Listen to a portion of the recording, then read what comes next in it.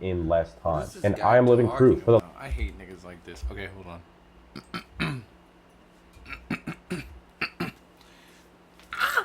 Hold on. Let me change the lights, bro. Let me change the fucking lights because we're on light time. We're on light. We're on light time. We're changing the fucking lights in here. We're turning footsteps into electricity.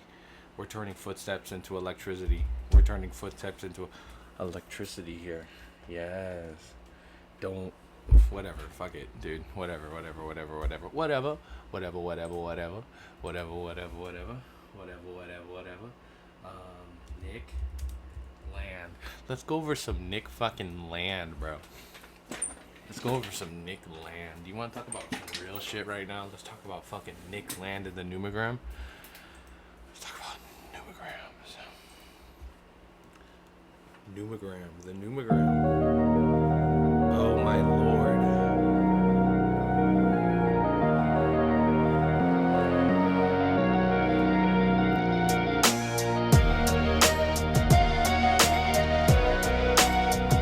Theory has to have a priority. Capitalism and artificial intelligence are the same thing. Through the Arab world, Persian and then Arab world, meeting much resistance in various places, catalyzing important things along the way, arrives most importantly in northern Italy at some period, blurrily, it's not a clear moment, it's a field of intensities in northern Italy around about the early Renaissance. Or at least it's, that what the Renaissance, I want to say, my strong claim here is that the Renaissance, ultimately, there's lots of things going on there, but what it ultimately is the incorporation of zero, the adoption.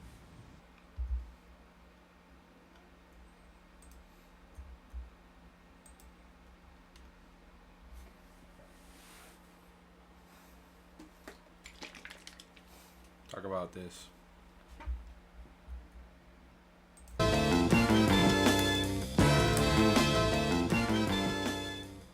Hyperstition. It's a term you've probably heard a lot, maybe even used once or twice. But what does it mean? It is probably the most commonly used term in the accelerationist vocabulary. Perhaps this lends to the fact that it's often used very loosely. So accelerationists pretty much believe that, well, some people call it the yuga. It's like this cosmic thought that there's like periods, and I've had it explained to me like this, or for what I'm reading, there's like these cosmic periods where things happen. Nothing happens, but it's like these cosmic periods where things happen, and through these periods, that's when we have things happen. So pretty much a lot of the accelerationists, from where I learned it from, was this like Reddit post. It was like surfing the Kali Yuga, and I may be able to find it, but it's pretty much saying that, like, if you're okay, first off, it comes from something like Nick Land. So Nick Land is stating that, like, technology and capital is AI. AI is technology and capital, and what AI does is it goes back in time to create itself faster. That's essentially what that's what accelerationist kind of is. But these accelerationist people, spawn from that idea, but they're pretty much like saying, like, okay, we're gonna do our best to make it come about faster. So, like, it's really interesting if you think about the people that are in the accelerationist party, because they're friends with, like, J.D. Vance, they're friends with Donald Trump, Curtis Yarvin. Curtis Yarvin's a big guy, but we have all these people. Palantir executive, Alex Karp, that one dude, what's his name? Peter Thiel, and even I think Elon Musk is an accelerationist. So that's kind of like the lens you have to think about this through, I guess. And not a lot of people actually take the time to explain it. Luckily, hyperstition is also one of the most straightforward terms in the accelerationist vocabulary, so we should be able to hammer this one out pretty quick. First, let's take a look at boroughs. Sorry, there's planes William S. flying Burroughs over me. I was a live beat under author next mainly to an known for his surrealist literature, You can his hear that. infamous That's drug actually habit, crazy. My mic and the is fact really he shot good. his wife in the head. But what he contributes to our topic today is his theory of language. Now, Burroughs' theory of language isn't really a theory. I mean, there's nothing really systemic about it. It's pieced together out of novels, articles, and personal statements. It's perhaps best known by the phrase, "language is a virus from outer space." Well, let's take a look at this statement just a little bit closer. How is language a virus? Well, here's a quick rundown I found in a paper on this theory. In order to replicate, viruses attach themselves to living DNA. Viruses are a program, activating themselves even as the host organism's DNA loses the ability to tell what is self and what is other. Like a virus, language is a non-living pattern of information, a configuration of meaning that attaches itself to consciousness, a program waiting to be executed, changing both the consciousness it infects and morphing its very own structure as it replicates itself. Why is it from outer space? I don't really think that matters for our purposes today. It doesn't take a whole lot of mental gymnastics to imagine that this virus comes from the outside, just represented as outer space, so I guess you can, you can fill in your own blanks there if you feel like it. Anyways, the important bit is that we're trying to imagine language as a virus. Now, a quick aside. Ophiocordyceps unilateralis isn't a virus. It's a parasitic fungus, technically, but I think it works quite well for an explanatory image. Days ago, a spore landed on this ant. Now she's acting strange. A network of roots has infiltrated her muscles.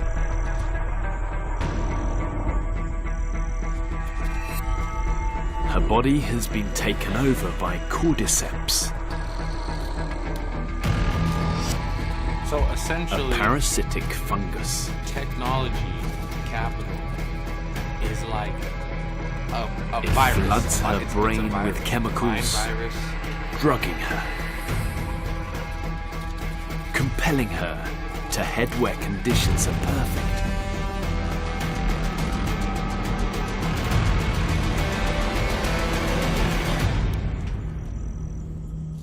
Just the right amount of light, just the right amount of humidity for the parasite growing inside.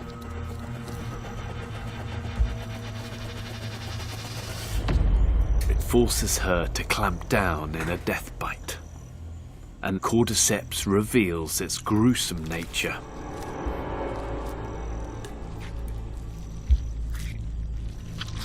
Say, for instance, that language made us build pyramids? I don't quite think so. Can it be said that think you are avoiding a curse, but it will not This isn't actually a make good- that ladder this isn't a cursed, good- even if you fall? I don't like how he explains it, honestly. It's not like fast enough.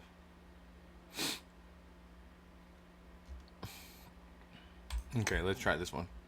Nick Land certainly counts as one of the most influential thinkers of the internet age. While professor at the University of Warwick in the 1990s, he co-founded the Cybernetic Culture Research Unit. Nick Land is known also for having contributed to the emergence of the online movement NRX, neo-reactionaries, having helped to popularize the notion of the cathedral, which was coined by Moldbach or Curtis Yarvin. Land is also a proponent of accelerationism, which to him means the ever faster process, exponential, of the emancipation of machines over the human being. At our upcoming course on spiritual cybernetics, which starts this Sunday, we will try to prove Nick Land and other Deleuzians wrong.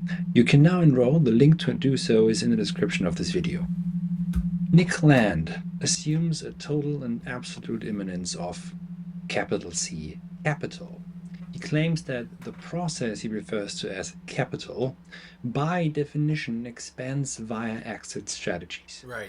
Any exit attempt is futile, but still necessary, as the process called capital expands and gains more immanent power precisely through escape routes. Capital expands exponentially, which continuously renders obsolete any obstacle to it. Hence, acceleration also extends to humans and their agency, not only to machines. Land thus calls capitalism artificial intelligence par excellence.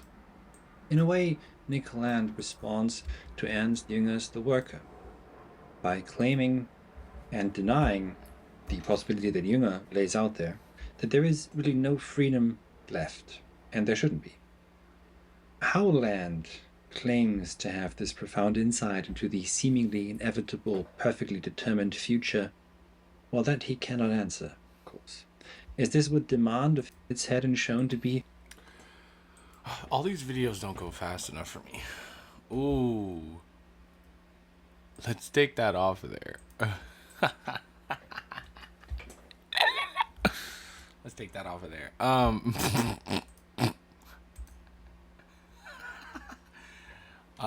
Okay. Let's take that off of there.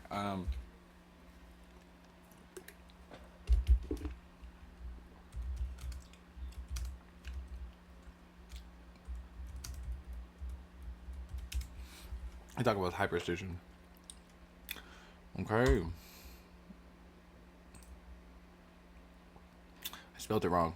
Hyperstition is neologism, hyper, and superstition, which describes that ideas make themselves real through their own existence and circulation into culture. Okay. By philosopher Nick Land in the Cybernetic Research Unit at the University of Warwick, it refers to positive feedback loop where fictional, mythical, or speculative concept acts as time-traveling devices that retroactively shape through reality. Okay, so hyperstition. Let's talk about this. So that comes from Delphi Casternis. Hyperstition. Hyperstition is a neologism that functioning through as magical sigils or engineering diagrams as hyperstition, once downloaded into the cultural mainframe, and engendered apocalyptic feedback unit cycles. Whether couched in religious mystical teaching or as secular credos, hyperstition acts as catalyst and engendering further and faster can change and subversion, which describes the effect of very real cultural anxieties about the future. So let's think about this. So, like, for instance, you notice how we had games like Deus Ex, talking about AI running the world. You know, we're recreating gods out of AI. Let's think. What was the last time? What is it? Let's do the San Fran AI cults. San Fran AI cults refers to collective of real speculative groups in the San Francisco Bay Area, often linked to Silicon Valley, that explore intersection of artificial intelligence, technology, and spirituality. These groups range from formal religious organizations to AI oriented. Okay, so there's stuff like this, but the overall arching kind of like theory about this is like, you see how once we think about something, it becomes real, because the whole thought process around this is like, if the collective unconsciousness is pointing in one direction, that's where we'll go. If everybody's thinking about like looks maxing, for instance, like all these people that are looks maxing, right? They're like, oh, looks, everything but looks matters, blah blah blah blah. If everybody's thinking that way, somehow you get somebody that is, because essentially the theory states that, like, if society is all pointing, and I think that's from Deleuze, I think it's Deleuze, no Deleuze and Guattari. I'm not spelling this right at all. Deleuze and Guattari. No. I think it's Capital Machine. I'm spelling so wrong. Capital Machine.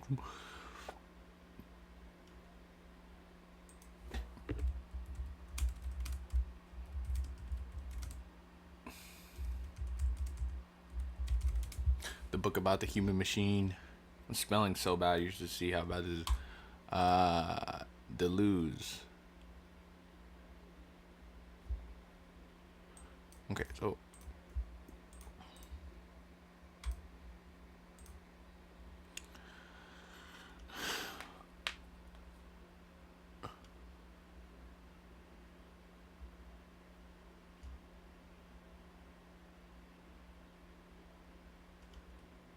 This is not what I was looking for.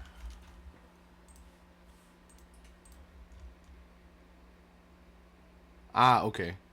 There we go. There we go. Falling outside of the parameters of unconventional or conventional philosophy, the following hyperstition subscribes what French post-structuralists Deleuze and Guattari have broadly termed schizoanalysis. Unlike conventional philosophy, its prediction of Platonic fascist top-down solutions. So essentially, when we have the like overarching like meta of society becoming very futuristic, you see that the end result is people getting pulled away from like the, how do I say it, the main like, for instance, we saw this recently, right? So we have two groups of people, right? This is not the good example, but I don't know, I don't have like a MS Paint. So we have two groups of people, right? We have the Republicans and the Democrats, right? These are two groups of people, right? Right. And then we have like little groups, like we have like people that are really smart. They may like be scattered along one side, and they're pushing upwards on these ideas. They're pushing upwards on this idea. And then we have this whole we have this whole thing which is like wrapped in capitalism. Capitalism is like just like, you know, causing these things to have to create more value, blah blah blah blah blah blah blah blah. It's just kind of like, you know, like this, right? So it's like capitalism is like just like cycling through this whole thing, but you got people like pushing up on an idea, and these things having to provide top-down solutions. So people on the bottom that have these crazy ass ideas are willing things into existence, pretty much, right? And the thing about sort of the collective unconsciousness and these weird ass like ideas, like, have you noticed like all these AI things, like space travel, it all came from a sort of like a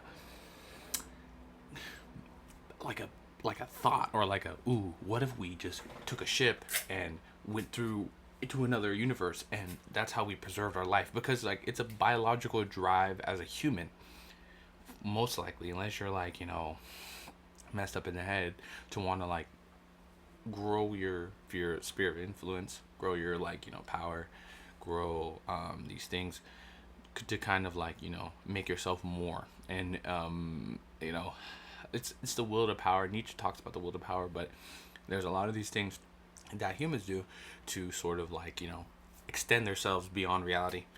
And it's one of the main things that makes humans a lot different from other animals, you know. So I was talking about this in a couple streams, or like in a couple videos. I was saying like, oh, that's what makes you human. You know, you have the brain, and this is what we do. But it's this weird thing that we have as humans to kind of go through. And yeah, so this is kind of like that thing. So Nick explains, Nick Land meltdown psychoanalysis avoids seeing static, rather favors approaches to see ideas additive rather than subtractive. Primed to create delusion, Guattaris have turned bodies without organisms, danger metaphorically exploring devices kind crafted by engineers and even junkies to map new cognitive territories. Psychoanalyst denotes that technique can be utilized for analyzing hyperstition. The BWO hyperstition indicates that influx of details, energy speeding up. After all, the investigation crafting of novels, directions for culture implied by BWOs and other types of psychoanalysts necessitates and investigates for all of the machines of cultural overdrive or meltdown. For instance, like I'm saying, like that's the thing. Like, have you ever thought about an algorithm?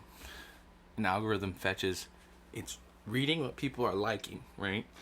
The algorithm is reading the thoughts of like the psyche and pushing these fringe random things that catch your attention, right? So this is kind of like what Nick Land talks about. It's very interesting to say the least, but it's just like that. The CCRU coined the term K-tactics to describe an action of hyperstition using the mode of psychoanalysis in contemporary culture. Oh yeah, and also too, BWOs, or bodies without organisms. Think of AI, algorithms, things like this. We have this desire to encode, like it's saying, the psychoanalytics from the culture or the overarching narrative of the group into the main, thing. Essentially, that's kind of like what what it's doing. If that makes any sense, I don't know if I'm going over this good enough, but anyways, as Dick Land explains in the Catatomic, 1995, hyperstition has 4 characteristics, functioning as elements of effective culture that makes itself real, as fictional quality, functional as time travel devices, coincidence intensifiers as call of the old ones. The first 3 characteristics describe how hyperstitialists, like the ideology of progress, of religious concepts, of apocalypse, enact their subversive influences on the cultural arena. This is a very good quote. I need that quote. That's a good quote. That is a good quote. That is a good quote. We gotta read that. We gotta investigate this. The 4 characteristics of hyperstition, as defined by Nick Lands in Catatomic, an element of culture that makes itself real, a cultural idea or meme that casually brings about its own reality. Wow. That's beautiful. Orphan Drift Archive. This is perfect. Numogram. Alt exploit. That's amazing. This is a perfect idea. So we got chaos, co-production of multi-scalar,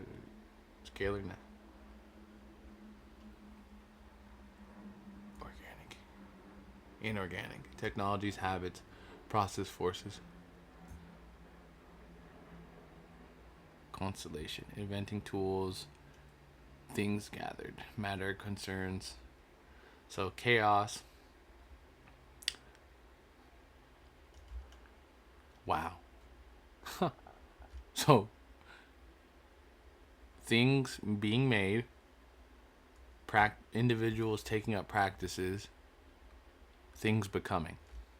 So it all starts with chaos, right? Chaos breeds individual intuition, secular nesting, co-production of resiliency. Then it goes to habits, inorganic, non-organic, or that. Then it goes to energetic externality. So it gets pushed out into the outside world. Sometimes it goes back. But then it all finds its way out, finds its way back to a motor transfer. These motor transfers are alloplastic, organic, inorganic. So that's the way it goes. Then it processes and forces of individuation. So each individual, after seeing chaos, but comes up with a sort of way to process this chaos, comes up with resiliency. So for instance, like if you're in a war zone, or like for the black pill is the best example. There's a bunch of dudes that are frustrated, right? These guys are fucking incels or whatever, right? I guess they've come up with their intuition. They're like, well, I see that everybody can't blah blah blah, so this is happening, so this is what we should do. They come up with nesting, production, resiliency. So like, oh, if this happens and this happens, right? They come through and they exterminate it. Boom, boom, boom. They're like, okay, we should do it this way. They find out the pathway to do it. It forces an individuation. It forces doing something in an individual way. Outside forces pushes down, like maybe people calling you stupid or no one wants to talk to you, right? Then it goes through human agents, right? Human agents, AI, artificial intelligence, fucking the algorithm. Essentially, it gets diverted through the algorithm. The algorithm picks up on this and finds it and serves it to people that are also kind of like wanting this information, as it gets filtered through all these, like, you know, ways of doing it. Like, let's say, like, oh, I can't get bitches, so I gotta put peptides in my brain. Some fucking weird shit that these niggas think of. Or, I gotta fucking, lift weights, right? So I can't get bitches. I need to lift weights. Go to the gym. Pick up heavy weights. That's your fucking mode of transport. So the weights, right? Which is the technology created to better yourself, right? See? Right? Then it goes through the algorithm. People are seeing this because they're also seeing this and they want to get fed this. Outside forces pushes down, right? Maybe their content doesn't go so well, but there's still that in the overarching thing. Then people get their own flair. They question like composition. They're like, how does this go through? Milieu. So it's like it gets, like processed through like all these other like people that do the same thing. Boom, boom, boom, boom, boom, boom, boom, boom. And then multi-scalar, non-human agency. So again, the algorithm. Then it goes back to code. So the code algorithm, it's a certain preset that the algorithm finds. Then it goes to chaos. It goes back to chaos, right? Transcoding, decoding, stratification. So stratifying, like, people get put into certain platforms, right?